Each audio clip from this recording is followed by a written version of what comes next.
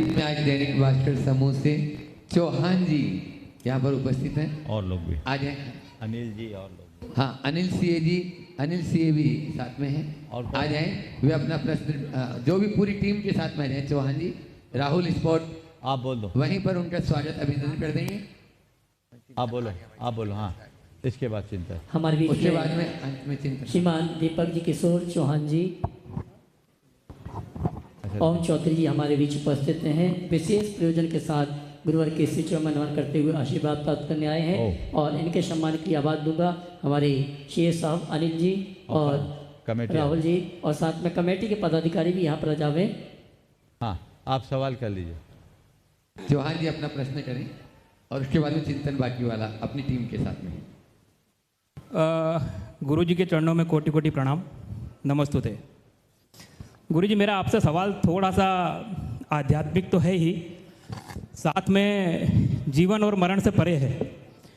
मेरा सवाल आपसे ये है कि जिस प्रकार धर्म ग्रंथों में 84 लाख योनियों की बात की गई है, तो मैं आपसे ये जानना चाहता हूँ कि इंसान की मृत्यु के बाद पुनर्जन्म होता है या फिर इंसान को 84 लाख योनियों में भटकना पड़ता है, अगर वो हैं, या उसके बाद मनुष्य जन्म प्राप्त होता है। तो मनुष्य जन्म क्या ये जो जिसमें अभी हम जी रहे हैं वो अंतिम है या फिर और भी भविष्य में कोई संभावना है कि मृत्यु के बाद मनुष्य जन्म मिल सकता है?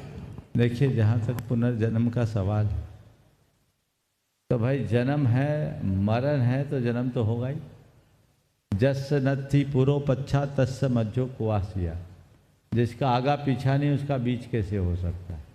तो आज हम जन्मे तो कहीं से मर के आए और मरेंगे तो कहीं ना कहीं जन्मेंगे। अब कहाँ जन्मेंगे? तो संसार में जन्मेंगे। संसार में कहाँ जन्मेंगे? 84 लाख योनियों में जन्म। अब आपका सवाल है कि 84 लाख योनियों में मनुष्य योनि क्या सवाल है कि 84 लाख योनियों में मनुष्य योनि क्या अंतिम है? नहीं, मनुष्य योनि अंतिम नहीं, उत्कृष्ट है। और जब हम कुछ विशिष्ट पुण्य अर्जित करते हैं तब मनुष्य योनि प्राप्त करते हैं। बड़े भाग मानस तन पावा, सुर दुर्लभ सब ग्रंथ ही गावा, इसलिए कहा। लेकिन ऐसा मत समझना कि हम मनुष्य एक ही बार बने, हम अनंतों बार मनुष्य बन चुके। लेकिन मनुष्य बनने के बाद जिसकी आध्यात्मिक चेतना जागती है वे ही भाव भ्रमण से बच पाते हैं, बाकी सभी संसार सागर में गोते लगा। चिंतन दीपक जी पूछेंगे? दीपक, हाँ दीपक, एक प्रश्न दीपक जी कर लें। उनका हो जाए। समस्त गुरु जी को मेरा प्रणाम। मेरा बस सवाल था गुरु जी कि मनुष्य के जीवन में कर्म जो है वो किस भांति उस कर्म से इंसान को, मनुष्य को बेसिकली आकार मिलता है अपने जीवन को व्यतीत करने के लिए। देखिए, कर्म की अपनी एक प्रक्रिया है। जैसे अभी मैं बोल रहा हूं वो सब रिकॉर्ड है।